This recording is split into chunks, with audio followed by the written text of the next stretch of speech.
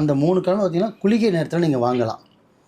இல்லை இப்போ இந்த 3 நாளில் முடியல அப்படின்னா வெள்ளிக்கிழமை இருக்குது. இந்த வெள்ளிக்கிழமை பார்த்தீங்கன்னா என்ன சொன்னீங்க? சுக்கிர ஹோரையில் வாங்கலாம். ஓகே. இப்போ வெள்ளிக்கிழமை ஒன்று இருக்குது. வெள்ளிக்கிழமையில் என்ன நேரத்தில் போய் வாங்கலாம் அப்படின்னு பார்த்தீங்கன்னா சுக்கிர ஹோரைன்னு சொல்லுவாங்க. அந்த நேரத்தில் நீங்கள் தாராளமாக நகை நீங்கள் வாங்கலாம். ஸோ இந்த 4 நாள் மட்டும் பயன்படுத்துங்க. மீதி இருக்கிற இந்த சனியை விட்டுடுங்க, ஞாயிறை விட்டுடுங்க, புதனை விட்டுடுங்க. புதன், சனி, ஞாயிறு விட்டுருங்க. இப்படி சொல்கிறேன், திங்கள், செவ்வாய், வியாழன் 3 நாள் ஃபஸ்ட்டு ப்ரையாரிட்டி அது 3 தான் கொடுக்கணும். அடுத்தது நீங்கள் வெள்ளிக்கிழமைக்கு கொடுக்கலாம். இந்த 4 நாள் மட்டும் உங்களால் முடிஞ்சது. இல்லை பை நான் ஞாயிற்றுக்கிழமை ஃபங்க்ஷன் இருக்குது, நான் சனிக்கிழமை நைட்டு தான் சேலரி வந்து வாங்க போகிறேன் அப்படின்னா ஒரு சூழ்நிலை இருந்துன்னா முடிஞ்ச அளவுக்கு கொஞ்சம் பிஃபோராக நீங்கள் வெள்ளிக்கிழமை வாங்குறதுக்கான ஆப்ஷன் முடிஞ்ச அளவுக்கு பாருங்கள்.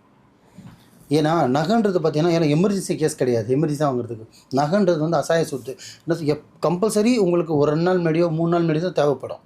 நீங்கள் கிஃப்டாக கொடுக்க போகிறீங்க, கல்யாணத்துக்கு நகை எடுக்க இப்போ ஒரு கல்யாணத்துக்கு ஒரு சீருன்றது என்னது?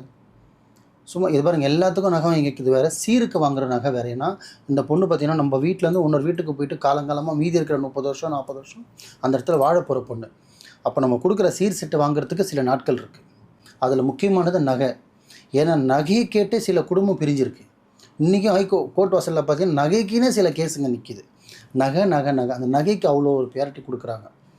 அப்போ அதை வந்து ஒரு நல்ல நாள்லேயும் நல்ல நேரத்துலையும் கரெக்டாக போய் வாங்கினீங்கன்னா போகிற அந்த என்ன சொல்கிறது, போகிற பொண்ணும் நல்லாயிருக்கும், கொடுத்து அனுப்புகிற நீங்களும் நல்லா இருப்பீங்க.